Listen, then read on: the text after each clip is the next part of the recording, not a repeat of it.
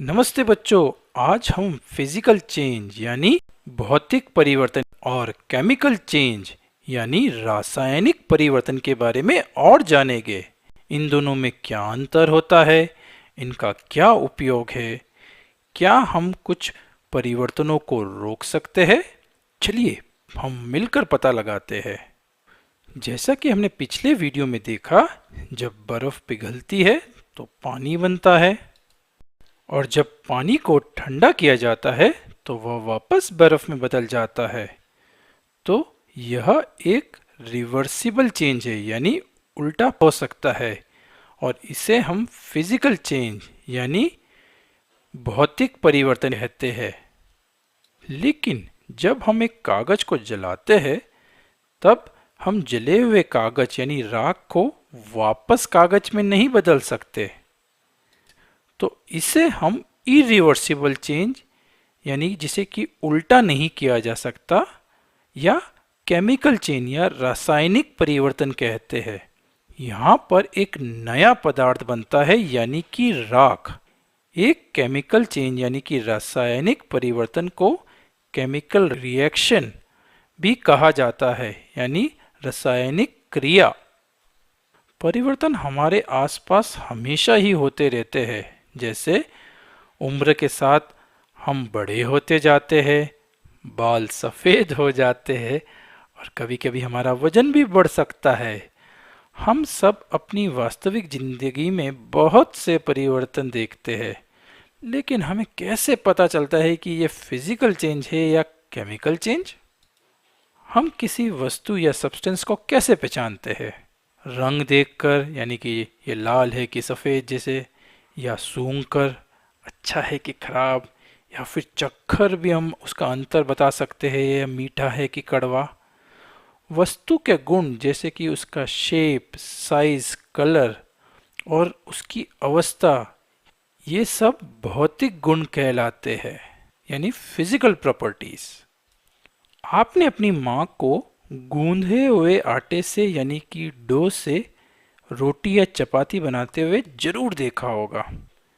पहले वो डो से छोटी छोटी गेंदें बनाती है और फिर उन्हें बेलन की मदद से गोल चपातियों के रूप में बनाती है।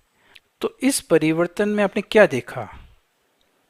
बगैर सिकी हुई चपातियों में भी डो के जैसे ही स्मेल आती है, कलर भी नहीं बदलता है, हाँ आकार जरूर बदल जाता है, यानी कि उसकी फिजिकल प्रॉपर्टी में बदलाव या परिवर्तन हो गया है।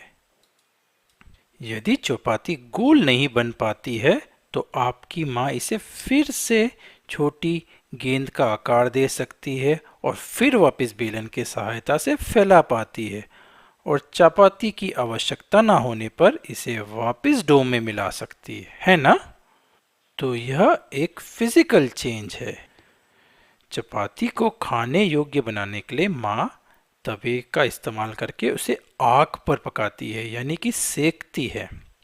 सिकी हुई चपाती का स्वाद बगैर सिकी हुई चपाती से अलग होता है, सुगंध भी बदल जाती है, यहाँ तक कि रंग भी परिवर्तन हो जाता है। लेकिन क्या हम सिकी हुई चपाती को वापस डो में बदल सकते हैं? नहीं, हम सिकी हुई चपाती को वापस डो में नहीं बदल सकते, क्योंकि डो को गर्म किए जाने पर यानी चपाती को सेकने पर यह बिल्कुल एक नए पदार्थ में परिवर्तित हो जाती है।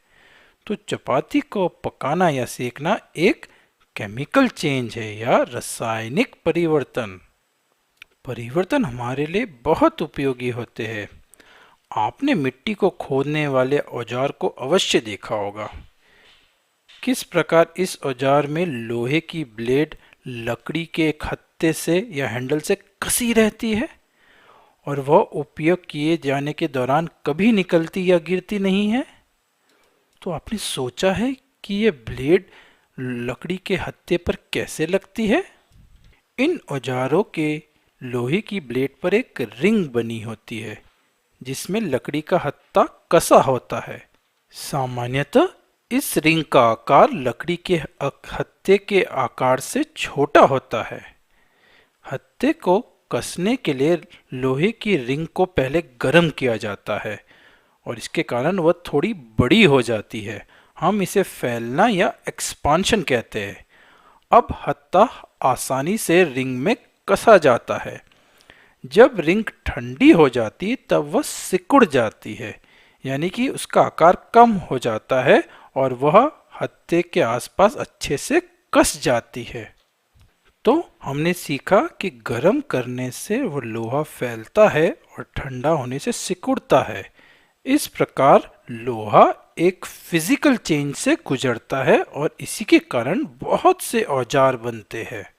यहाँ तक कि केमिकल चेंजेस भी हमारे लिए बहुत उपयोगी होते हैं।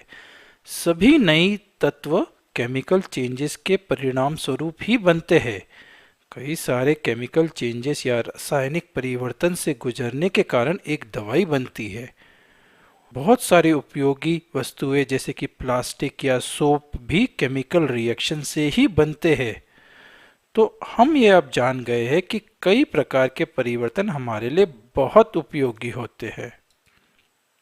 लेकिन परिवर्तन हमेशा ही अच्छे नहीं होते। क्या आपने लोहे के दरवाजों या जालियों पर जमे हुए भूरे रंग के तत्व को देखा है? वह क्या होता है? क्या आपको पता है, यदि हम किसी लोहे की वस्तु को खुले में रखते हैं तो उन पर एक भूरे रंग की परत जम जाती है जिसे जंग कहते हैं या रस्ट। रस्ट अनुपयोगी होता है और लोहे की चीजों को खराब कर देता है।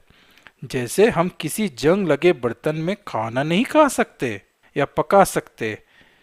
चूंकि यह एक ऐसा परिवर्तन है जो लोहे की चीजों को प्रभावित करता है और धीरे धीरे इन्हें नष्ट कर देता है, यह परिवर्तन अच्छा नहीं होता। लोहे का उपयोग ब्रिज बनाने में या कार, शिप, ट्रक बनाने में और बहुत सी अन्य चीजों के बनाने में इस्तेमाल किया जाता है। तो जंग से तो बहुत नुकसान हो सकता है ना? इसी प्रकार खाने की चीजों का खराब होना या खाने का बासी होना भी एक अवांछित परिवर्तन है, यानी अनडिजायर्ड चेंज है, क्योंकि यह खाने के पोषक तत्वों को नष्ट कर देता है और खाना खाने योग्य नहीं रहता है। हम सभी जानते हैं कि भोजन अमूल्य होता है, तो हम इस परिवर्तन को रोक कैसे सकते हैं? जब हम परिवर्तन के बारे में सीखते हैं तो हमें अवांछित परिवर्तनों या अनडिजायर्ड चेंजेस को जो हमें नुकसान पहुंचाते हैं इसके रोकने के बारे में भी सीखना चाहिए, है ना बच्चों? सभी परिवर्तनों के लिए कुछ विशेष परिस्थितियों की आवश्यकता होती है।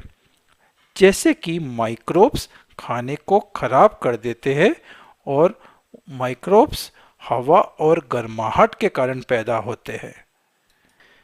ठीक इसी प्रकार लोहे पर जंग लगने के लिए हवा में मौजूद आर्द्रता की आवश्यकता होती है, यानी मॉइस्चर की, क्योंकि लोहा हवा में मौजूद वाटर या मॉइस्चर या आर्द्रता और ऑक्सीजन के साथ मिलकर एक केमिकल रिएक्शन करता है जिसके कारण जंग या रस्ट बनता है। रस्टिंग की इस प्रक्रिया को इस प्रकार दर्शाया जा सकता है: iron plus oxygen plus water से बनता है रस्ट, यानी कि जंग। रस्ट या जंग एक नया पदार्थ बनाता है। वह इसलिए क्योंकि एक मॉलिक्यूल्स के एटम्स दूसरे मॉलिक्यूल्स के एटम के साथ मिलकर एक नया कॉम्बिनेशन बना लेते हैं। तो मॉलिक्यूल लेवल पर जाकर देखते हैं ऐसा क्या होता है जिससे एक नया पदार्थ यानी कि रस्ट बनता है। हम जानते हैं कि पानी के एक मॉलिक्यूल में हाइड्रोजन के 2 एटम और ऑक्सीजन का 1 एटम होता है। साथ ही ऑक्सीजन एक एलिमेंट है और ऑक्सीजन में ऑक्सीजन के 2 एटम होते हैं। लोहा भी एक एलिमेंट है जिसे Fe कहा जाता है। जंग या रस्ट बनने के लिए कई सारी केमिकल रिएक्शंस होती है। इसे सरल शब्दों में बताने के लिए रस्टिंग की इस प्रक्रिया को इस इक्वेशन के माध्यम से हम बता सकते हैं।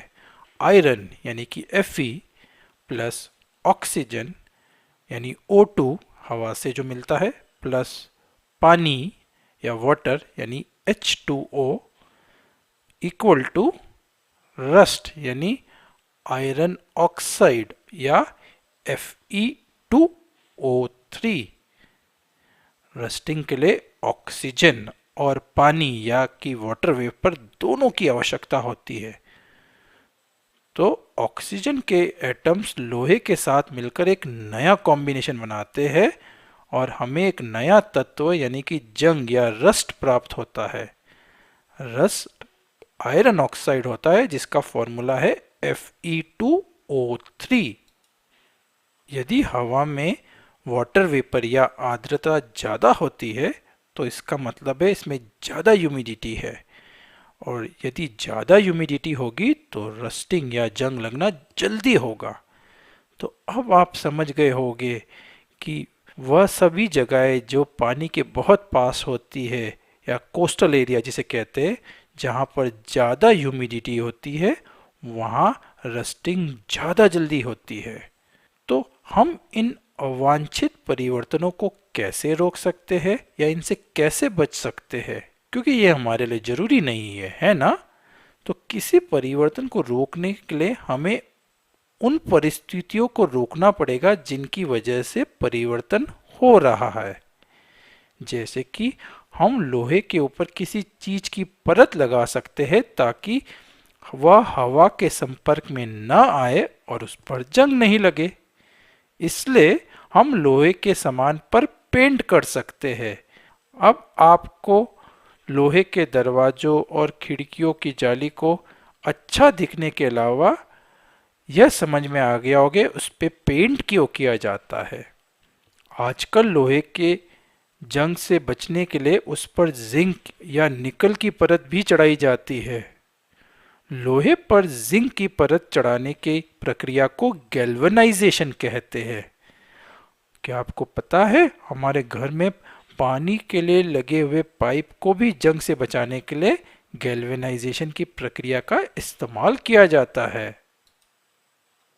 जैसा कि अब हम जानते हैं, जब भोजन को नमी, ऑक्सीजन और गर्माहट मिलती है तभी वह गंदे माइक्रोब्स पनपते हैं। यदि इनमें से एक भी ना हो तो भोजन खराब और दूषित नहीं हो सकता। तो भोजन को खराब होने से हम कैसे बचा सकते हैं? यदि हम बचे हुए भोजन को फ्रिज या रेफ्रिजरेटर में रखते हैं तो माइक्रोब्स को पनपने में गर्माहट नहीं मिलेगी। या फिर हम खाने को सूखा करके रखें जिससे माइक्रोब्स को पनपने के लिए नमी नहीं मिलेगी। या फिर हम खाने के सामान को कैन में रखें जिससे माइक्रोब्स को पनपने के लिए ऑक्सीजन नहीं मिलेगा। खाने में हम प्रिजर्वेटिव्स जैसे कि नमक, शक्कर या तेल को मिला दे तो भी माइक्रोब्स को पनपने से रोक सकते हैं और खाने की उम्र बढ़ाने में मदद कर सकते हैं। तो अब आप जान गए होंगे क्यों अचार लंबे समय तक इस्तेमाल किया जा सकता है। तो यह याद रखिए, अगर आपको कोई परिवर्तन नहीं चाहिए तो इन परिवर्तनों के लिए जिम्मेदार परिस्थितियों को रोकना पड़ेगा। संक्षिप्त में परिवर्तन दो प्रकार के होते हैं, फिजिकल यानी भौतिक या केमिकल यानी रासायनिक। किसी भी तत्व की फिजिकल प्रॉपर्टीज जैसे कि साइज, शेप, रंग में आने वाले परिवर्तन को फिजिकल चेंज कहा जाता है। इस परिवर्तन में कोई नया पदार्थ नहीं बनता है और इन परिवर्तनों को वापस भी किया जा सकता है। केमिकल चेंजेस में एक नया तत्व बनता है और केमिकल चेंज यानी रासायनिक परिवर्तन को केमिकल रिएक्शन भी कहा जाता है। परिवर्तन हमारे आसपास होते रहते हैं, कुछ अच्छे होते हैं और कुछ अवांछित होते हैं यानी अनडिजायर्ड होते हैं। और उन अवांछित परिवर्तनों को रोकने के लिए हमें उन परिस्थितियों को रोकना पड़ेगा जिसके कारण वह अवांछित परिवर्तन हो रहे हैं। और फिर जब हम उन परिस्थितियों को रोक लेंगे तब वह परिवर्तन नहीं होंगे। फिर मिलेंगे बच्चों, बाय बाय।